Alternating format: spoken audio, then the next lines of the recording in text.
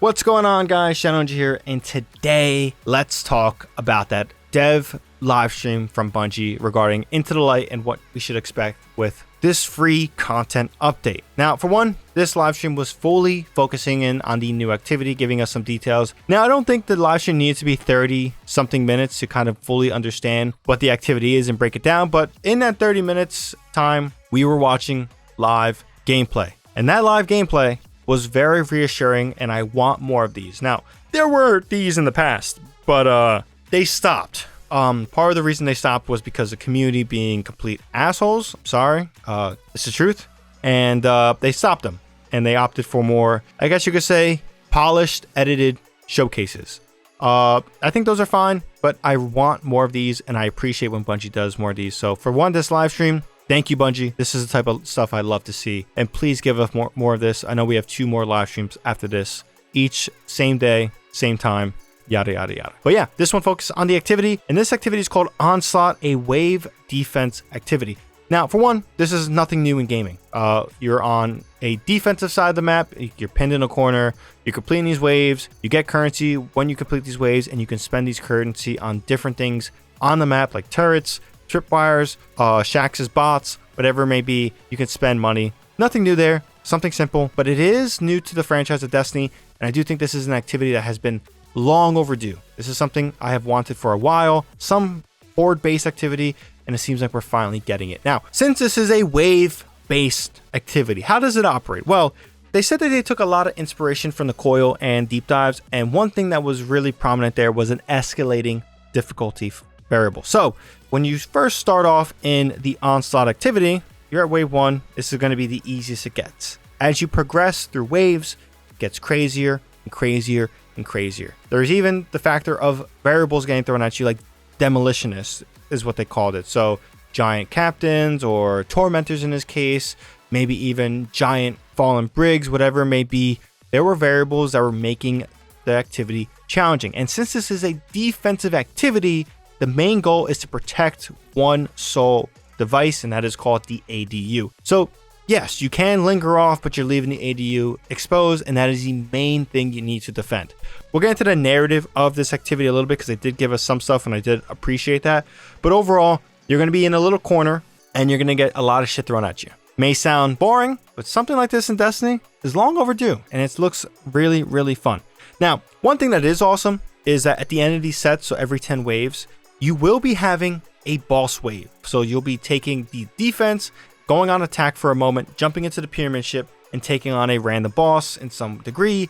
Different factors may include augmentation. So if you are at a later boss phase, like let's say at the end of 20 waves, you're at the next boss wave, you jump in and you get an augmentation. In this case, it was a well that increased your damage on the boss when you stand in it. These are random. They vary. They have some surprises there. And honestly, fun little variable. Another variable that was happening was bonus rounds, so like a speed wave. They'll give you a challenge within that wave, and you have to complete the wave within a certain time frame or do a different objective outside of the ADU. Different ways to spice up the difficulty, yada, yada, yada. Now, since we mentioned difficulty and we talked about how it's going to be like the coil, the more you complete, the more difficult it gets, there is also the choice of different types of Onslaught activities or difficulties. So there's one that they described as, hey, this is only a bare bones up to 10 waves, get the boss wave, activity over. Then there's the other one that goes up to 50 waves.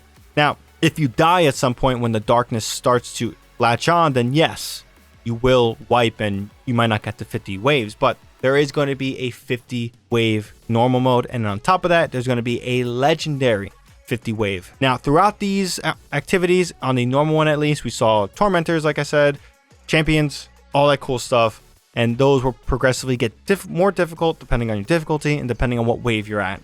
All this stuff, solid, long overdue in Destiny, and something that I'm glad we're finally getting. One disappointing thing I think I can say, I wasn't disappointed about it, I kind of expected, was like the reuse of a location like the Midtown from PvP. Now, there were some changes, there was witness technology, augmentation, stuff like that, but it was a PvP map.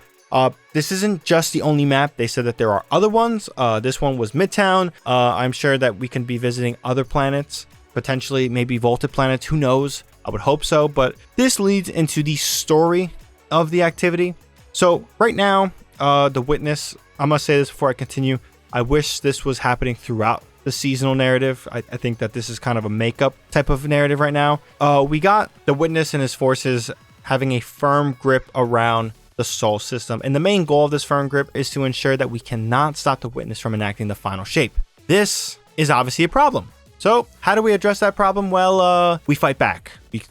We take back territory so we can give ourselves time to fight the witness and the traveler when Mara and the crow find that connection to guide us in the traveler. Was this said exactly? No. I hope there's a narrative tied to this where we see the crow and Mara link up and Osiris help out, but they gave a little bit of snippet here, and I do think that taking back territory to create a defensive wall for the people we are leaving behind when we go to assault the witness is something very important, and it does make sense on a tactical standpoint. But overall, I like this. I like this a lot. Oh, one thing I forgot to mention is that after every 10 waves and you complete that boss wave, you will be rotating to a new location on the map. So this is something that is going to be happening. I forgot to mention that earlier. But overall, I mean, I like this a lot. We didn't see too many things about the weapons. They said that's going to be a live stream next week. So we'll get more information on that same time, 10 a.m. Pacific Standard Time on a Tuesday.